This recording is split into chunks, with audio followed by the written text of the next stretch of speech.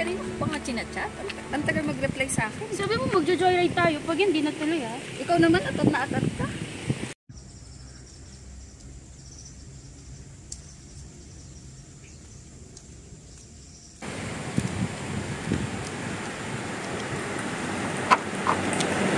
Jong? Kayla? Pambihira naman. Kanina pa ako text ng text sa'yo. Sensya ka na, nalobat sa cellphone ko eh. Oo, ano? Tuloy ba tayo? Yun na nga eh. Sira auto ko eh. Totoo ba yan?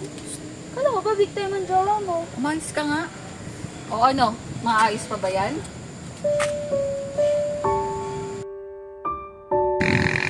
Ano ba ate? Matagal pa ba? Wala naman na atong pag-asa ng mandag ko eh. Teka lang.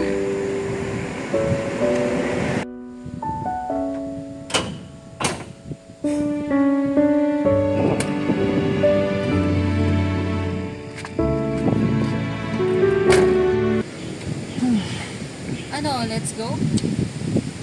Kaya tayo dyan, sira yung battery. Lobat. Ano ba naman kotse to?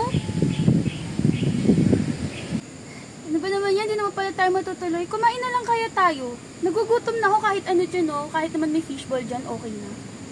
Pabili ka dyan sa jowa mo.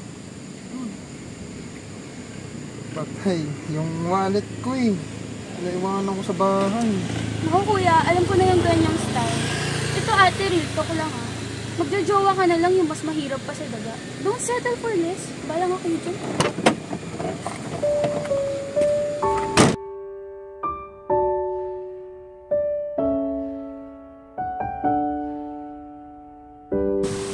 Kayla? May sasabihin ako sa'yo. Anong sasabihin mo? Ikaw muna. Ikaw na muna. Hindi, ikaw na muna. Sige. Na-realize ko kasi na tama yung sinabi ng kapatid ko na huwag akong mag-settle sa kagaya mo. At saka may pangarap pa yung magulang namin para sa akin, tsaka para sa amin. Kaya pinag-isipan ko na maghiwalay na lang tayo. Pasensya na. Hanggang dito na lang. Dahil ba sa mahirap lang ako? Sorry. Kayla! Kayla! Ano ba? Di ba sabi ko tapos na tayo? Bitawan mo ako. Ayoko na.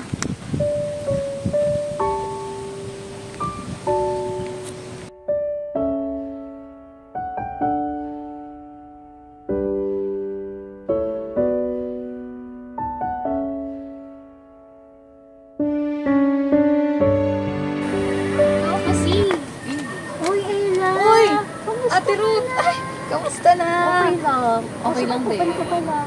Ay, ano, naghahanap kami ng trabaho magkapatid. Okay. Siya yung kapatid mo? Yeah, kapatid ko si Senner. Okay. Tama-tama. Diba na sa New York ko? Ay, hindi sa company ng kapatid ko. Total, inaantay ko siya. Mamaya papakilala ko siya. Sige. Diba? Okay. Sige. Medyo ang tagal nga. Kanina pa ko nag-aantay sa dahil doon sa pakaunin. Saka si suot na suot. Sabi ko, andito lang ako. Oo nga eh. Ay, ito na pala. Jong? Teka, magkakilala kong dalawa? I don't think so. Pero parang pamilya. Okay. Siya nga pala, may nabanggit nga pala sila. Nag-aalok sila ng work. Pwede mo ba sila matulog? Kaya lang may busy ako eh. May meeting pa ako eh. Pero baka gusto nyo, sumama na lang kayo dun sa SP. Para meron din ako may meet na client dun. Oo, ano, sama ka ba kayo sa amin?